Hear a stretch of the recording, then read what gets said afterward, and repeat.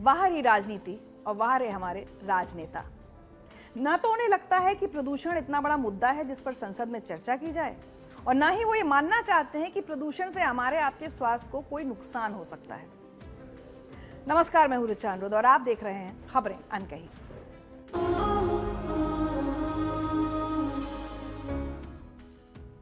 आज हम बात करने वाले हैं एप्स्टीन फाइल्स और उस जैसे 6 और बड़े स्कैंडल्स की जो इतिहास में बड़े सनसनीखेज मामलों के तौर पर दर्ज हुए हैं, जिन्होंने सरकारों प्रशासनों को हिला दिया और दुनिया भर में सुर्खियां बने। 7 top scandals of the world. साथ ही बात करूंगी अपने पॉलिटिशियंस के गैर जिम्मेदाराना रवैये की। एक तरफ देश के कई शहरों में प्रदूषण ने लोगों का जीना मुश्किल कर दिया है, वहीं हमारे माननीय सांसदों को यह मुद्दा उतना जरूरी नहीं लगता कि संसद में इस पर चर्चा की जाए। और जब बात हो रही है संसद की, तो बताऊंगी आपको शांति बिल के बारे में। साथ ही हम बात करेंगे कि कब और क्यों सऊदी अरब में शराब बैन की गई थी। वजह जानकर आप चौंक जाएंगे। और साथ ही बात होगी उस सुरक्षा चक्र की जिसको दिल्ली की सुरक्षा के लिए तैयार किया जा रहा है। नाम है कैपिटल डोम। तो चलिए शुरू करते हैं जरूरी खबरों को जानने समझने का सिलसिला। एप्स्टीन फाइल्स को लेकर अमेरिका में बवाल मचा हुआ है। दुनिया भर में इस केस को लेकर बात हो रही है, लेकिन ये कोई पहला मामला नहीं है जिस पर इतनी हाय तौबा मची है। इतिहास में ऐसे कई बड़े स्कैंडल्स हुए हैं जिनको लेकर दुनिया भर में हंगामा हुआ था। दुनिया के सबसे ताकतवर लोग, अरबों खरबों की दौलत और ऐसे राज जिन्हें कभी सामने नहीं आना चाहिए था, लेकिन कुछ लीक्स और स्कैंडल्स ऐसे हुए जिन्होंने ग्लोबल एलीट की पूरी दुनिया को हिलाकर रख दिया। आज मैं आपको ऐसे ही 7 बड़े स्कैंडल्स के बारे में बताऊंगी। शायद उनमें से कुछ घोटाले आपको आज भी याद होंगे। तो सबसे पहले अभी की सबसे ताजा खबर, एप्स्टीन फाइल्स। जेफरी एप्स्टीन के वो राज जिन्होंने बड़ी बड़ी हस्तियों की नींद उड़ा दी है। एप्स्टीन एक अमीर बिजनेसमैन था जिसके ताल्लुक दुनिया के सबसे ताकतवर लोगों से थे। Politicians, Hollywood stars, business tycoons, सबके साथ उसकी दोस्ती थी। लेकिन असलियत कुछ और थी, जिसके सामने आने के बाद से बहुत से सफेदपोश लोगों के नकाब हट रहे हैं। सरल शब्दों में समझे तो एप्स्टीन फाइलें अमेरिकी फाइनेंसर और बाल यौन शोषण और सेक्स ट्रैफिकिंग के दोषी जेफरी एप्स्टीन और उसके सहयोगियों की आपराधिक गतिविधियों का विस्तृत विवरण देने वाले दस्तावेजों का संग्रह है। इसको विस्तार से मैं आपको पिछले वीडियो में बता चुकी हूं। एप्स्टीन की फाइल्स में बहुत से नाम हैं जो अब धीरे धीरे सामने आ रहे हैं। बहुत सी तस्वीरें हैं। कुछ दस्तावेज अदालत में रिलीज हुए हैं। इनमें रसूखदार लोगों के नाम हैं जिन्होंने एप्स्टीन के साथ वक्त बिताया। नवंबर 2025 में हाउस ओवरसाइट कमेटी ने एप्स्टीन फाइल्स से करीब 20,000 रिकॉर्ड्स रिलीज किए, जिनमें ईमेल्स भी शामिल थी। इन ईमेल्स में राष्ट्रपति ट्रंप का कई बार जिक्र था।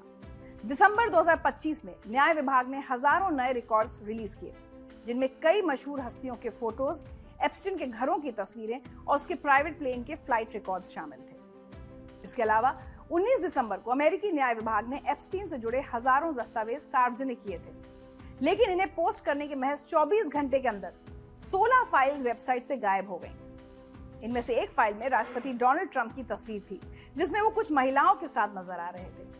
दूसरी तस्वीर में ट्रंप अपनी पत्नी मेलानिया, एप्स्टीन और उसकी पार्टनर गिलेन मैक्सवेल के साथ दिख रहे थे।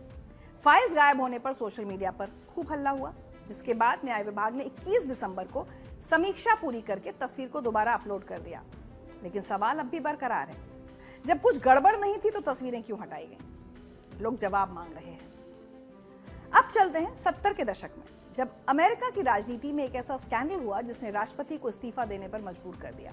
ये था वाटरगेट स्कैंडल। 1972 में अमेरिका में राष्ट्रपति चुनाव होने वाले थे।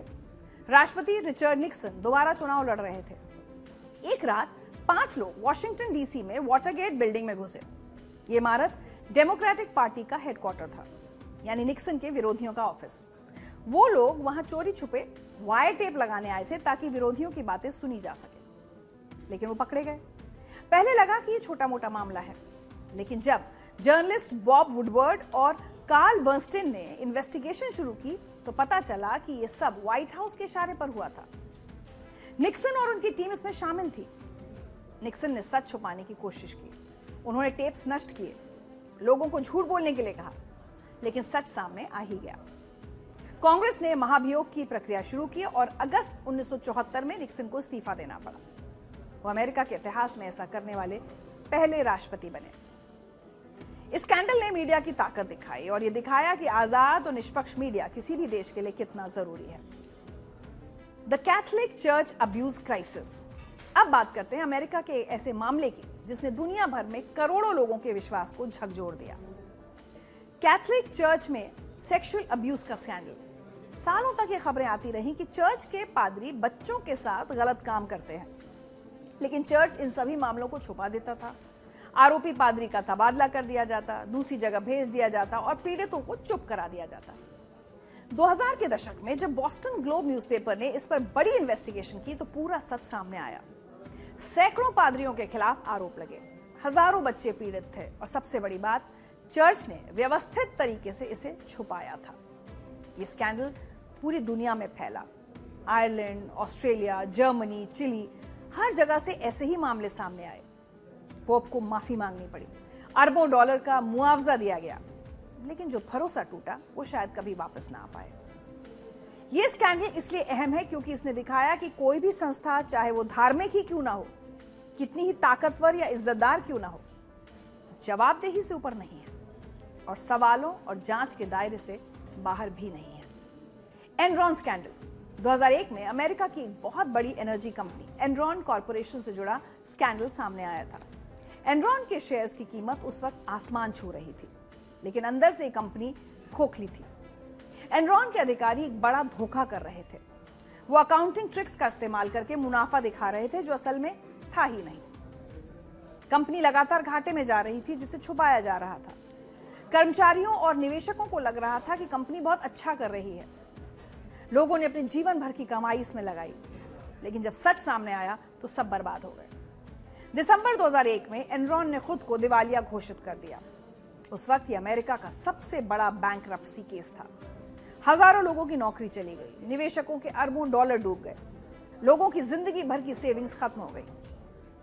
सीईओ केनेथ ले और सीएफओ जेफरी स्कीइंग को जेल हुई। आर्थर एंडरसन, एक बड़ी अकाउंटिंग फर्म जो एनरॉन का बही खाता देखती थी, वो भी बंद हो गई। इस स्कैंडल के बाद अमेरिका में सार्बेन्स-ऑक्सले एक्ट बना जो कंपनीज की अकाउंटिंग को रेगुलेट करता है। एनरॉन के स्कैंडल ने बताया कि कॉर्पोरेट लालच कितना खतरनाक हो सकता है और जितनी बड़ी कंपनी, जितना बड़ा घोटाला, उतनी ही बड़ी संख्या में लोगों का नुकसान। The Panama papers. 2016 में एक ऐसी खबर आई जिसने दिखाया कि दुनिया के सबसे अमीर और ताकतवर लोग कहां और कैसे अपना पैसा छुपाते हैं। पनामा पेपर्स 1 करोड़ से ज्यादा गोपनीय दस्तावेजों का एक बड़ा खुलासा था जो पनामा स्थित लॉ फर्म मोसैक फोंसेका से संबंधित थे, जिनसे दुनिया भर के राजनेताओं, मशहूर हस्तियों और अमीरों द्वारा टैक्स चोरी और मनी लॉन्ड्रिंग के लिए ऑफशोर कंपनियों का इस्तेमाल करने का पर्दाफाश हुआ, जिसमें कई भारतीय हस्तियों के नाम भी शामिल थे और पाकिस्तान के प्रधानमंत्री नवाज शरीफ को पद छोड़ना पड़ा था। ये दस्तावेज गुमनाम रूप से एक जर्मन समाचार पत्र को लीक किए गए थे। International consortium of investigative journalist ने इन दस्तावेजों का विश्लेषण किया और खबर छापी। इन पेपर्स में 140 देशों के राजनेताओं, सरकारी अधिकारी, सेलिब्रिटीज, बिजनेस टाइकून्स, सबके ऑफशोर अकाउंट्स और शेल कंपनीज की जानकारी थी। ये लोग टैक्स चोरी कर रहे थे, मनी लॉन्ड्रिंग कर रहे थे, भ्रष्टाचार से कमाया हुआ पैसा छुपा रहे थे। आइसलैंड के प्रधानमंत्री को इस्तीफा देना पड़ा। ब्रिटेन के प्रधानमंत्री डेविड कैमरॉन को अपने परिवार के निवेश की सफाई देनी पड़ी। पाकिस्तान के प्रधानमंत्री नवाज शरीफ भी अपनी बेटी मरियम नवाज के ऑफशोर कंपनीज के मामले में फंसे। पनामा पेपर्स ने दिखाया कि ग्लोबल फाइनेंशियल सिस्टम इतना अंधेरे में चल सकता है कि 140 देशों के नेता और अमीर लोग कानूनी तरीके से अपने अरबों डॉलर को छुपा रहे थे और किसी को पता तक नहीं चल रहा था। लेकिन एक सच ये भी है कि एक ना एक दिन ऐसा आता ही है जब ऐसा हर अपराध दुनिया के सामने आ जाता है। FIFA corruption scandal. फुटबॉल दुनिया का सबसे लोकप्रिय खेल है और फीफा वो बॉडी है जो वर्ल्ड फुटबॉल को कंट्रोल करती है। वर्ल्ड कप जैसे टूर्नामेंट्स फीफा ऑर्गेनाइज करती है, लेकिन 2015 में पता चला कि फीफा में भ्रष्टाचार कितना गहरा था। मई 2015 में स्विट्जरलैंड में एक लग्जरी होटल में फीफा के अधिकारी एक बैठक के लिए रुके थे। सुबह सुबह स्विस पुलिस ने रेड की। अमेरिका की अपील पर फीफा के 7 अधिकारियों को गिरफ्तार किया गया, रिश्वतखोरी, धोखाधड़ी और मनी लॉन्ड्रिंग के आरोप में। जांच में पता चला कि फीफा के अधिकारी सालों से घूस ले रहे थे। ब्रॉडकास्टिंग राइट्स और मार्केटिंग डील्स के बदले में इनको रिश्वत मिल रही थी। वर्ल्ड कप के होस्टिंग राइट्स भी पैसे देकर खरीदे जा रहे थे। रशिया का 2018 और कतर का 2022 का वर्ल्ड कप, इसकी होस्टिंग संदिग्ध थी। फीफा के प्रेसिडेंट सेप ब्लैटर, जो 17 साल से इसके बॉस थे, उन्हें भी इस्तीफा देना पड़ा। बाद में उन्हें बैन कर दिया गया। कुल 42 लोग इस घोटाले में फंसे। कुछ को जेल हुई, कुछ ने दोष स्वीकार कर लिया। यह स्कैंडल शॉकिंग था क्योंकि फीफा एक खेल संस्था है। लोग सोचते थे कि खेलों में तो ईमानदारी बरती जाती होगी, लेकिन पता चला कि जहां अरबों डॉलर है वहां भ्रष्टाचार भी है। फैंस को धोखा दिया गया था, खिलाड़ियों को धोखा दिया गया था। शुद्ध खेल भी पैसे की भूख से नहीं बचा। हालांकि बाद में सेप ब्लैटर को अदालत ने इन आरोपों से बरी कर दिया था, लेकिन इस स्कैंडल ने फीफा की छवि को बेहद नुकसान पहुंचाया। एक और स्कैंडल है कैम्ब्रिज एनालिटिका, जो डिजिटल एज की एक कड़वी सच्चाई दिखाता है। कैम्ब्रिज एनालिटिका एक ब्रिटिश पॉलिटिकल कंसल्टिंग फर्म थी। 2018 में पता चला कि इस कंपनी ने फेसबुक से लाखों यूजर्स का डेटा चुराया था, वो भी एक पर्सनालिटी क्विज ऐप के जरिए। जब लोग वो क्विज खेलते थे तो ऐप न सिर्फ उनका डेटा लेता था, बल्कि उनके दोस्तों का डेटा भी ले लेता था। बिना उनकी इजाजत के कुल 8 करोड़ 70 लाख लोगों का पर्सनल डेटा चुरा लिया गया। इस डेटा का इस्तेमाल पॉलिटिकल कैंपेन्स में किया गया। 2016 के अमेरिकी राष्ट्रपति चुनाव में डोनाल्ड ट्रंप की टीम ने कैम्ब्रिज एनालिटिका को हायर किया था। यूके के ब्रेक्सिट जनमत संग्रह में भी इसका रोल था। कंपनी का दावा था कि वो साइकोलॉजिकल प्रोफाइलिंग करके लोगों के मुताबिक उन्हें पॉलिटिकल एड्स दिखा सकते हैं। यानी हर व्यक्ति की पसंद, नापसंद, डर के मुताबिक अलग अलग पॉलिटिकल मैसेजेस भेजे जाते थे। और हम ये भी कह सकते हैं कि लोगों की पॉलिटिकल ओपिनियंस को मैनिपुलेट करने की कोशिश भी की जाती थी। फर्जी खबरों का व्यवस्थित ढंग से प्रचार प्रसार किया गया था। लोकतंत्र में हेरफेर किया जा रहा था। जब ये सब सामने आया तो फेसबुक के सीईओ मार्क जकरबर्ग को संसद में सफाई देनी पड़ी। कैम्ब्रिज एनालिटिका बंद हो गई, लेकिन सवाल खड़े हो गए, हमारा पर्सनल डेटा कितना सुरक्षित है? सोशल मीडिया कंपनीज की क्या जिम्मेदारी है? क्या टेक्नोलॉजी के जरिए चुनाव में हेरफेर हो सकती है? तो ये तो थे वो 7 स्कैंडल्स। सभी ने कुछ ना कुछ सिखाया। वाटरगेट ने फ्री प्रेस की ताकत दिखाई। कैथलिक चर्च केस ने बताया कि जवाबदेही सबके लिए जरूरी है। एनरॉन ने कॉर्पोरेट रेगुलेशन की जरूरत समझाई। पनामा पेपर्स ने वित्तीय पारदर्शिता की मांग उठाई। फीफा ने दिखाया कि खेल भी भ्रष्टाचार से बच नहीं सकता। कैम्ब्रिज एनालिटिका ने डिजिटल प्रिवेसी की जरूरत बताई। और एप्स्टाइन फाइल्स, वो तो अब भी खुल ही रही है। अब भी सवाल हैं जिनके जवाब मांगे जा रहे हैं। इन सभी स्कैंडल्स में एक बात कॉमन है। जब लोगों ने सच जानने की कोशिश की, जब पत्रकारों ने पड़ताल की, जब विसल ब्लोअर्स ने हिम्मत दिखाई, तभी सच सामने आया। लोकतंत्र में पारदर्शिता और जवाबदेही सबसे जरूरी है। चाहे कोई कितना भी ताकतवर हो, सच एक ना एक दिन सामने आ ही जाता है। वैसे दुनिया के इतिहास में सिर्फ यही 7 स्कैंडल्स नहीं हुए। ये लिस्ट बहुत लंबी है, इसलिए मैंने आपको सिर्फ कुछ ही प्रमुख सनसनीखेज मामले बताए। आप ढूंढेंगे, पढ़ेंगे, इतिहास को टटोलेंगे तो न जाने कितने स्कैम्स, गेट्स और फाइल्स की बातें सामने आएंगी। खोजिए और जो मिले वो मेरे साथ भी कमेंट सेक्शन में साझा कीजिए। एक तरफ दिल्ली की हवा में सांस लेना मुश्किल होता जा रहा है। लोग खांस रहे हैं, बच्चे बीमार पड़ रहे हैं, बुजुर्ग अस्पतालों के चक्कर लगा रहे हैं। दूसरी तरफ सरकार ने संसद में कहा है कि AQI का फेफड़ों की बीमारी से कोई सीधा कनेक्शन नहीं है। और सबसे हैरान करने वाली बात यह है कि 19 दिन चले शीतकालीन संसदीय सत्र में एक भी दिन प्रदूषण पर चर्चा नहीं हुई। सिर्फ राज्यसभा में यह सवाल उठा तो जवाब दे दिया गया। तो आज हम समझेंगे कि आखिर ये विरोधाभास क्यों है और क्या सच में प्रदूषण हमारे नेताओं के लिए कोई मुद्दा नहीं रह गया है। संसद के शीतकालीन सत्र के खत्म होने से पहले राज्यसभा में बीजेपी सांसद लक्ष्मीकांत वाजपेयी ने अपनी ही सरकार से सवाल पूछा, क्या सरकार को पता है कि दिल्ली NCR की जहरीली हवा में लंबे समय तक रहने से लोगों को लंग फाइब्रोसिस जैसी बीमारियां हो रही हैं? क्या यह सच है कि दिल्ली के लोगों के फेफड़ों की इलास्टिसिटी साफ हवा वाले शहरों के मुकाबले घटकर सिर्फ 50% रह गई है? इस पर केंद्रीय पर्यावरण राज्य मंत्री कीर्तिवर्धन सिंह ने राज्यसभा में लिखित जवाब दिया। उन्होंने कहा कि AQI यानी एयर क्वालिटी इंडेक्स का सांस की बीमारियों से कोई सीधा संबंध नहीं है। मतलब सरकार का कहना है कि हवा खराब है, लेकिन इससे फेफड़ों की बीमारी होती है, यह साबित नहीं है। हालांकि उन्होंने माना कि प्रदूषण सांस से जुड़ी बीमारियों को शुरू करने या बढ़ाने की एक वजह जरूर है। अब जरा दूसरा पहलू देखिए। पिछले कुछ सालों में कई रिसर्च हुई है जिनमें साफ तौर पर कहा गया है कि प्रदूषण से फेफड़ों की क्षमता घट रही है। खासकर बच्चों के फेफड़े ठीक से विकसित नहीं हो पा रहे। IIT दिल्ली, एम्स और कई अंतर्राष्ट्रीय संस्थानों के अध्ययन में ये बात सामने आई है। WHO भी कह चुका है कि एयर पोल्यूशन सीधे तौर पर लंग कैंसर, अस्थमा और दूसरी सांस की बीमारियों की बड़ी वजह है। तो फिर सरकार ये क्यों कह रही है कि कोई कनेक्शन नहीं है? असल में ये कानूनी रणनीति भी हो सकती है। अगर सरकार मान लेती है कि AQI और बीमारियों में सीधा संबंध है, तो फिर कोर्ट उनसे सख्त एक्शन की मांग कर सकता है, मुआवजा मांगा जा सकता है, जवाबदेही तय हो सकती है। इसलिए शायद सरकार इस बात को अदालत में कबूल नहीं कर रही। लेकिन सवाल यह है कि क्या ये सही है? क्या हम वैज्ञानिक तथ्यों को अनदेखा कर सकते हैं सिर्फ इसलिए कि ये कानूनी जिम्मेदारी बन जाएगा? और अब आता है सबसे बड़ा सवाल। संसद का शीतकालीन सत्र 19 दिन चला, लेकिन एक भी दिन प्रदूषण पर चर्चा नहीं हुई। जरा सोचिए, उन्हीं 19 दिनों में दिल्ली NCR की हवा कैसी थी? AQI 400 के पार था, कई दिन 500 को भी छू गया, उससे ऊपर भी गया। सीवियर कैटेगरी में था प्रदूषण। लोगों को सांस लेने में तकलीफ हो रही थी, स्कूल बंद करने पड़ रहे थे, अस्पतालों में मरीजों की भीड़ बढ़ रही थी। लेकिन संसद में क्या हो रहा था? SIR मुद्दे पर हंगामा, चुनाव सुधारों पर बहस, वंदे मातरम पर चर्चा। ठीक है, माना ये सब मुद्दे भी जरूरी हैं, इसमें हमें कोई शक नहीं। लेकिन जो मुद्दा इस वक्त करोड़ों लोगों की सेहत से, उनकी जान से जुड़ा है और पिछले कई सालों से लगातार इन दिनों जुड़ता है, उस पर एक घंटा भी बहस नहीं हुई। हाँ, एक सवाल के जवाब में राज्यसभा में पर्यावरण राज्य मंत्री कीर्तिवर्धन सिंह ने यह जरूर कह दिया कि कोई ठोस सबूत नहीं है कि AQI की वजह से सांस की बीमारियां होती हैं। लेकिन लोकसभा में कोई चर्चा नहीं। कई बार तो विपक्षी सांसद मास्क पहनकर और ऑक्सीजन सिलेंडर भी संसद में लेकर पहुंचे, लेकिन बहस नहीं हो पाई।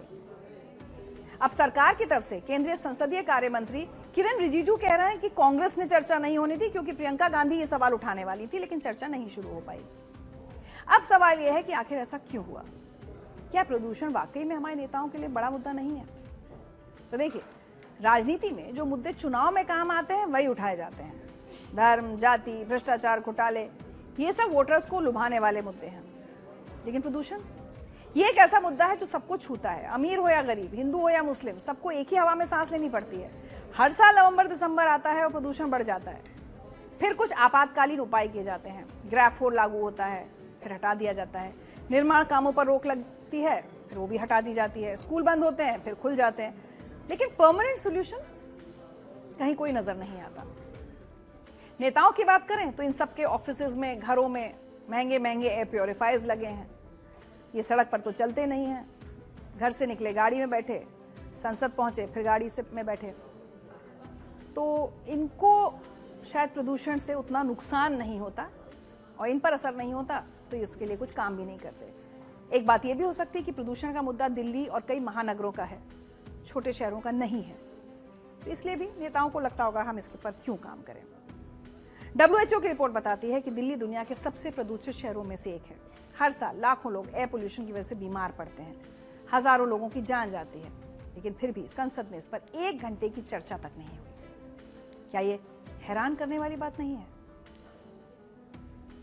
कि अब भी प्रदूषण को उतनी गंभीरता से नहीं लिया जा रहा जितना लिया जाना चाहिए? मैं, आप, हम सब लगातार साफ हवा के लिए आवाज उठा रहे हैं।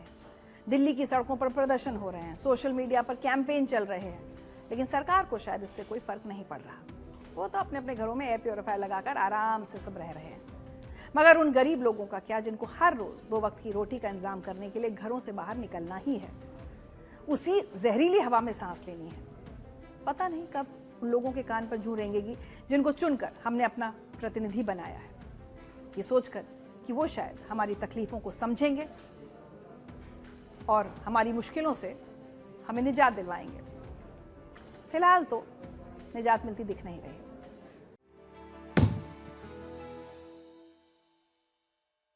राष्ट्रपति द्रौपदी मुर्मू ने शांति बिल को मंजूरी दे दी है, जिससे अब प्राइवेट कंपनीज के लिए न्यूक्लियर एनर्जी सेक्टर का दरवाजा खुल गया है। अब आप सोच रहे हैं ये शांति बिल है क्या और इससे हमें या देश को क्या फर्क पड़ने वाला है? चलिए समझते हैं। शांति का फुल फॉर्म है sustainable harnessing and advancement of nuclear energy for transforming India. राष्ट्रपति की मंजूरी के बाद यह बिल कानून बन गया है। अब भारत के न्यूक्लियर सेक्टर में सरकारी कंपनियों के साथ साथ प्राइवेट कंपनीज भी एंट्री ले सकेंगी, लेकिन संवेदनशील हिस्सों पर कंट्रोल सरकार के पास ही रहेगा। अभी तक भारत में न्यूक्लियर सेक्टर लगभग पूरी तरह सरकार के कंट्रोल में था। एटॉमिक एनर्जी एक्ट 1962 के तहत सिर्फ डिपार्टमेंट ऑफ एटॉमिक एनर्जी और उसकी कंपनियां जैसे NPCIL ही न्यूक्लियर पावर प्लांट चला सकती थी। शांति बिल पुराने कानूनों को बदलकर एक नया कानूनी ढांचा बनाता है, जिसमें पहली बार प्राइवेट कंपनीज को न्यूक्लियर प्लांट बनाने और चलाने की इजाजत दी जा रही है। सवाल है कि इस बदलाव की जरूरत क्यों पड़ी? भारत आज दुनिया के सबसे बड़े एनर्जी कंज्यूमर्स में गिना जाता है और आने वाले सालों में बिजली की मांग और बढ़ने वाली है। कोयले पर निर्भरता घटानी है, नेट जीरो जैसे क्लाइमेट टारगेट्स पूरे करने हैं। ऐसे में न्यूक्लियर एनर्जी को एक भरोसेमंद लो कार्बन बेसलोड एनर्जी माना जा रहा है। सरकार ने साफ कहा है कि 2047 तक न्यूक्लियर कैपेसिटी को कई गुना बढ़ाने का टारगेट है, जो सिर्फ सरकार के पैसों और प्रोजेक्ट से संभव नहीं दिख रहा था। अब जरा आसान भाषा में समझते हैं कि प्राइवेट कंपनीज को इसमें क्या क्या मौका मिलेगा। तो शांति बिल के बाद प्राइवेट कंपनियां न्यूक्लियर पावर प्लांट्स बनाने, चलाने और कुछ हद तक फ्यूल और इक्विपमेंट से जुड़े कामों में निवेश कर सकेंगी। हालांकि विदेशी कंपनीज को सीधे प्लांट चलाने की इजाजत नहीं होगी, उन्हें भारतीय कंपनीज या जॉइंट वेंचर के जरिए ही आना होगा। बताया जा रहा है कि इससे बड़े कॉर्पोरेट ग्रुप्स जैसे पावर और इंफ्रा सेक्टर की कंपनीज को न्यूक्लियर सेक्टर में एंट्री का मौका मिलेगा। साथ ही 49% तक FDI का रास्ता भी खुलता है। अब फायदे की बात करें तो सरकार का दावा है कि इससे 3 बड़े काम होंगे। न्यूक्लियर सेक्टर में पैसा आएगा, यानी निवेश बढ़ेगा। नई तकनीक जैसे एडवांस रिएक्टर्स और छोटे मॉड्यूलर रिएक्टर्स को अपनाने में मदद मिल सकती है और न्यूक्लियर पावर की कैपेसिटी तेजी से बढ़ेगी, जिससे बेस लोड बिजली मिलेगी और कोयले पर निर्भरता कुछ कम हो सकेगी। लेकिन अब आते हैं इसके नुकसान और खतरों की तरफ, क्योंकि कहानी यहाँ भी दिलचस्प बनती है और गंभीर भी। न्यूक्लियर सेक्टर में सबसे बड़ा सवाल हमेशा सुरक्षा का होता है। शांति बिल में परमाणु ऊर्जा रेगुलेटरी बोर्ड को वैधानिक स्थिति, सुरक्षा प्राधिकरण और ग्रेडेड लायबिलिटी यानी श्रेणीबद्ध दायित्व जैसी बातें लिखी गई हैं। लेकिन आलोचक कह रहे हैं कि अगर प्राइवेट एंट्री बढ़ेगी तो रेगुलेशन, निरीक्षण और आपातकालीन तैयारी को व्यावहारिक रूप से कितना मजबूत रखा जाएगा, ये असली परीक्षण होगा। एक और बड़ा मुद्दा है दायित्व का, यानी अगर कल को किसी न्यूक्लियर एक्सीडेंट में नुकसान हुआ तो जिम्मेदारी किसकी होगी और कितना मुआवजा देना होगा। शांति बिल मौजूदा ढांचे को बदलकर ग्रेडेड लायबिलिटी सिस्टम लाता है, जिसमें अलग अलग तरह की इंस्टॉलेशंस के लिए अलग लिमिट तय की जा रही है और कुछ जानकारों को डर है कि कहीं ये कंपनियों के लिए ज्यादा आरामदेह और आम लोगों के लिए कम सुरक्षित न बन जाए। अब सबसे अहम बात, एक आम आदमी के लिए इसका क्या मतलब है? तो अगर सब कुछ प्लान के हिसाब से चला, प्रोजेक्ट समय पर बने, लागत हिसाब में रही और नियम सख्त रहे, तो लंबी अवधि में बिजली की सप्लाई बेहतर हो सकती है।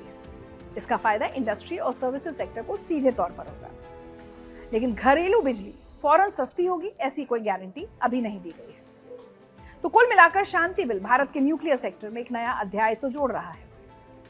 कानून कह रहा है कि हम साफ ऊर्जा और ऊर्जा सुरक्षा के लिए प्राइवेट सेक्टर का ताकतवर इस्तेमाल करना चाहते हैं, लेकिन सवाल यह है कि क्या हमारी सुरक्षा, पारदर्शिता और जवाबदेही भी उतनी ही मजबूत होगी जितनी जरूरी है।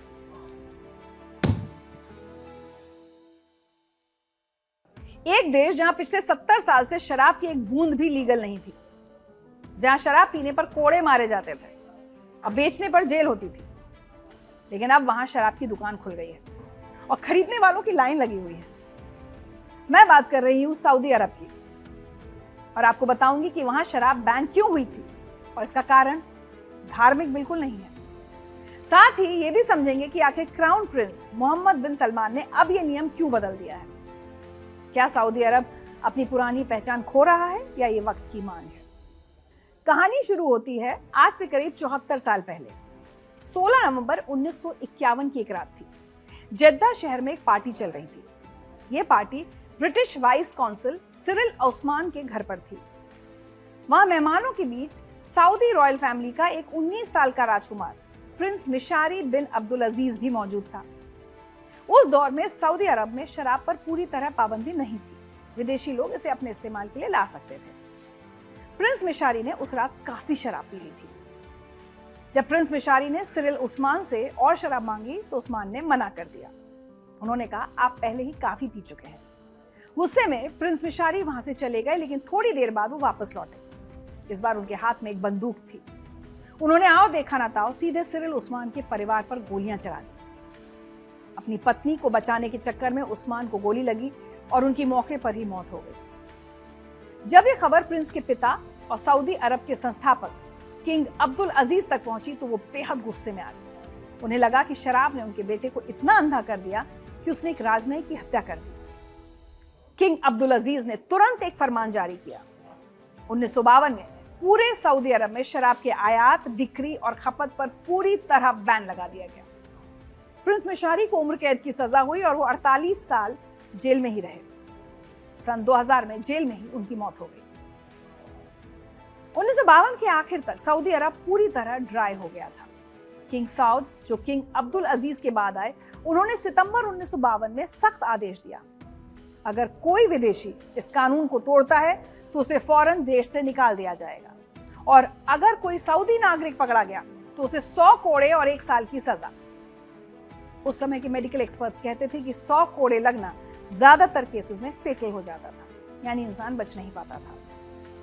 इस बैन का असर बहुत बड़ा हुआ।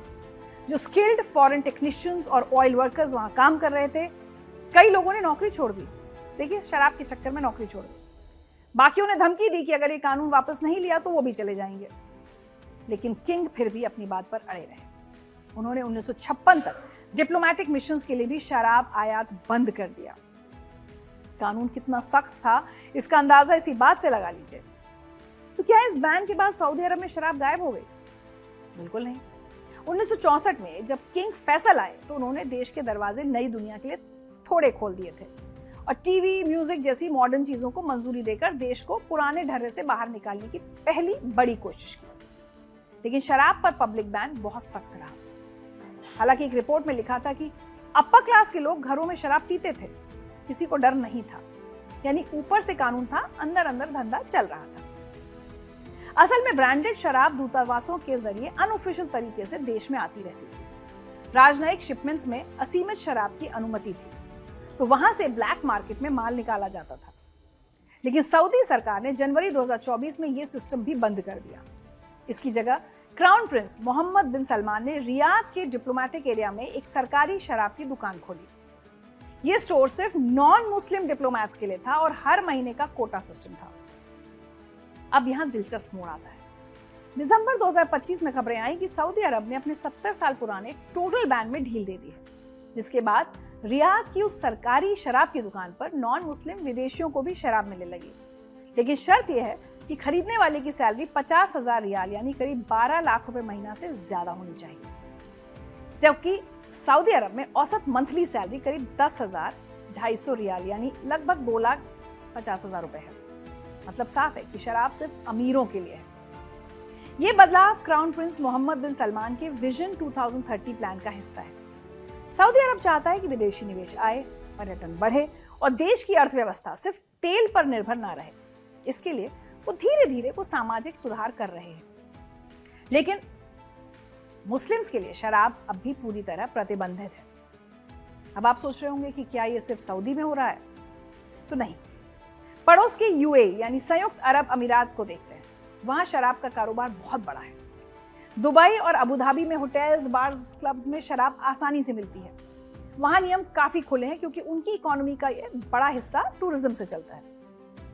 यूएई का अल्कोहल मार्केट अरबों डॉलर का है और ये लगातार बढ़ रहा है। सऊदी अरब शायद इसी मॉडल को देख रहा है क्योंकि तेल पर निर्भरता कम करने के लिए उन्हें टूरिज्म से पैसा चाहिए। दूसरी तरफ पाकिस्तान है, जहां सऊदी अरब की तरह ही सख्त नियम है। वहां 1977 में शराब पर बैन लगा था। वहां मुस्लिम्स के लिए शराब पीना गैर कानूनी है, लेकिन नॉन मुस्लिम्स को परमिट पर शराब मिल सकती है। लेकिन असलियत यह है कि वहां शराब की ब्लैक मार्केट बहुत बड़ी है। एक रिपोर्ट के मुताबिक पाकिस्तान में शराब का इलीगल कारोबार अरबों रुपए का है। वहां अक्सर कच्ची शराब पीने से लोगों की मौत की खबरें आती रहती हैं। क्योंकि क्वालिटी कंट्रोल तो है नहीं। WHO का डेटा बताता है कि जो लोग पाकिस्तान में शराब पीते हैं वो बहुत हैवी ड्रिंकिंग करते हैं, औसत 30 लीटर प्रति व्यक्ति सालाना। ये एक अजीब विरोधाभास है। कानून सख्त है लेकिन जमीनी हकीकत कुछ और है। सऊदी अरब इसी ब्लैक मार्केट को खत्म करने और रेगुलेटेड बिजनेस लाने की कोशिश कर रहा है ताकि वो पैसा कमा सके और सुरक्षा भी रख सके। इसी तरह बांग्लादेश में भी मुस्लिम्स के लिए शराब गैर कानूनी है। नॉन मुस्लिम्स को परमिट के साथ मिल जाती है, मुस्लिम्स को सिर्फ मेडिकल इमरजेंसी में डॉक्टर के प्रिस्क्रिप्शन पर मिल सकती है। 2022 में नियमों में थोड़ी ढील दी गई। होटल्स और रेस्टोरेंट को लिकर लाइसेंस अप्लाई करने की इजाजत मिली। इसके अलावा ईरान, लिबिया, सूडान जैसे देशों में भी अल्कोहल पर पूरी या आंशिक पाबंदी है। जहां तक सऊदी अरब की बात है तो वो बाकी मुस्लिम देशों से थोड़ा अलग और खास है क्योंकि ये इस्लाम की जन्मभूमि है। इस्लाम में शराब को हराम यानी पूरी तरह वर्जित माना गया है। यहाँ मक्का और मदीना जैसे पवित्र शहर हैं, इसलिए ये देश खुद को इस्लाम का धार्मिक संरक्षक मानता है। वहां का संविधान सीधे तौर पर शरिया कानून पर आधारित है, जिसका मतलब है कि जो चीजें धर्म में गलत है वो वहां के कानून में एक बड़ा अपराध है। इसलिए सऊदी अरब में शराब पर पाबंदी सिर्फ लोगों की सेहत या किसी राजा के गुस्से तक सीमित नहीं है, बल्कि उनकी धार्मिक पहचान और पवित्रता को बनाए रखने की एक बहुत बड़ी जिम्मेदारी भी है। लेकिन वक्त के साथ नियम कानून बदलते आए हैं।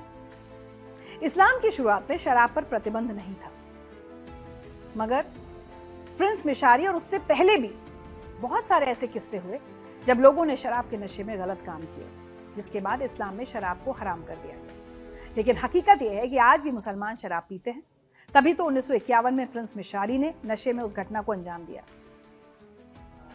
तो ये थी सऊदी अरब के शराब बैन की पूरी कहानी। एक गोली से शुरू होकर एक हाई प्रोफाइल दुकान तक किंग अब्दुल अजीज ने जो फैसला गुस्से में लिया था, आज उनके पोते उसे प्रैक्टिकल तरीके से बदल रहे हैं। ये सिर्फ शराब की बात नहीं है, ये बदलती हुई दुनिया और बदलती हुई अर्थव्यवस्था की कहानी है। आपको क्या लगता है, क्या सऊदी अरब का ये कदम सही है? क्या पैसों और पर्यटन के लिए नियमों में ढील देना ठीक है, या उन्हें अपनी पुरानी परंपराओं और धार्मिक कानूनों पर ही टिके रहना चाहिए? कमेंट सेक्शन में हमें लिखकर बताएं।